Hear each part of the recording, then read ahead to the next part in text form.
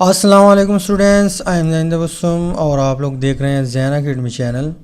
तो आज की इस वीडियो में हम क्रिस्टलाइन सॉलिड की एक और प्रॉपर्टी डिस्कस करने जा रहे हैं जिसको हम नाम देते हैं पॉलीमॉर्फिज्म। प्रीवियस वीडियो में हम आइसोमॉर्फिज्म डिस्कस कर चुके हैं और आज की इस वीडियो में हम पॉलीमॉर्फिज्म डिस्कस करेंगे। तो ये प्रॉपर्टी हर क्रिस्टलाइन सॉलिड की होती है। अब प्रीवियस वीडियो में मैंने आप लोगों को आइसो का मतलब और मॉर्फ और इज़म का मतलब बताया था। यहाँ पे पॉली जो है इसका मतलब ये है हमारे पास कि मैनी। पॉली का मतलब क्या है? मैनी। मॉर्फ का मतलब है शेप या स्ट्रक्चर और इज़म का मतलब है फिनोमेना। तो कहने का मतलब ये है कि यहाँ पे जो पॉलीमॉर्फिज्म है ये एक ऐसी प्रॉपर्टी है जिसमें एक क्रिस्टलाइन सॉलिड यानी एक ही सब्सटेंस होगा, एक ही कंपाउंड होगा, एक जैसे एटमों से बना होगा, लेकिन उसके जो क्रिस्टलाइन सॉलिड की जो शेप है या इसका जो स्ट्रक्चर होगा वो डिफरेंट होगा। आइसो का मतलब ये था कि दो हमारे पास डिफरेंट कंपाउंड थे, उसका सेम क्रिस्टल आ रहा था, सेम क्रिस्टल स्ट्रक्चर आ रहा था या शेप आ रहा था, लेकिन यहाँ पे एक सब्सटेंस के ज़्यादा क्या होंगे, शेप बनेंगे, ज़्यादा क्रिस्टल बनेंगे। इस चीज़ को या इस प्रॉपर्टी को हम पॉलीमॉर्फिज्म कहते हैं। तो यहाँ पे हम क्या करते हैं, डिफ़ाइन करते हैं, तो आप लोगों को और भी आइडिया मिल जाएगा और फिर हम एग्ज़ाम्पल देखते हैं और बाद में चंद प्रॉपर्टी है उसके ऊपर भी बात होगी। तो सबसे पहले हम क्या करते हैं, डिफिनीशन की तरफ जाते हैं। तो डिफिनीशन कुछ इस तरह है कि the occurrence of the same crystalline substance in more than one crystalline form under different condition is known as polymorphism.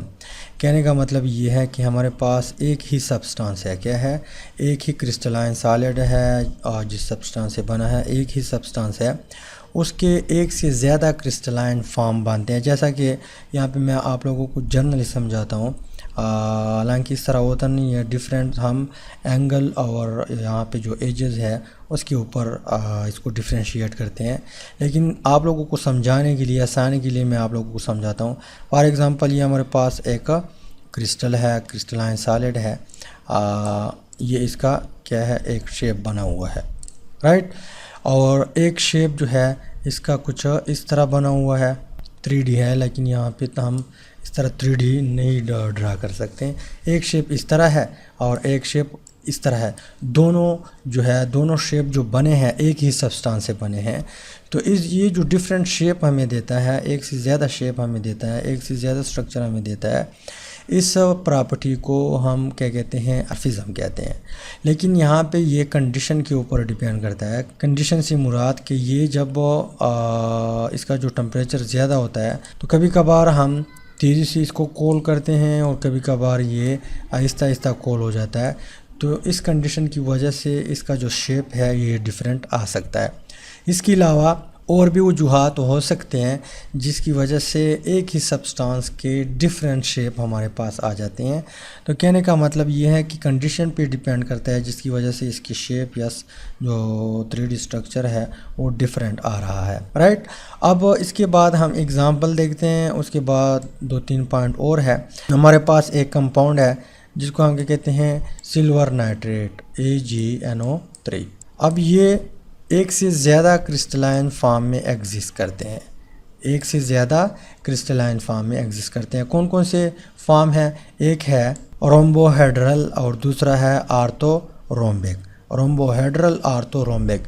अब ये किस तरह स्ट्रक्चर है, ये किस वजह से एक दूसरे से डिफरेंट है, ये चीज़ें हम 2-3 वीडियो के बाद डिस्कस करेंगे कि रोम्बोहेड्रल जो है इसमें एंगल कितना होता है, इसके अलावा इसकी जो साइड है, कौन सा साइड लंबा है, कौन सा शॉर्ट है, इस वजह से हम इस एंगल और यहाँ पे जो किनारे हैं इसमें जो डिफरेंट आता है इसकी वजह से हम इसको डिफ्रेंशिएट भी करते हैं, इन दो चीज़ों की वजह से। तो ये फिर हम इंशाल्लाह 2-3 वीडियो के बाद डिटेल में डिस्कस करेंगे।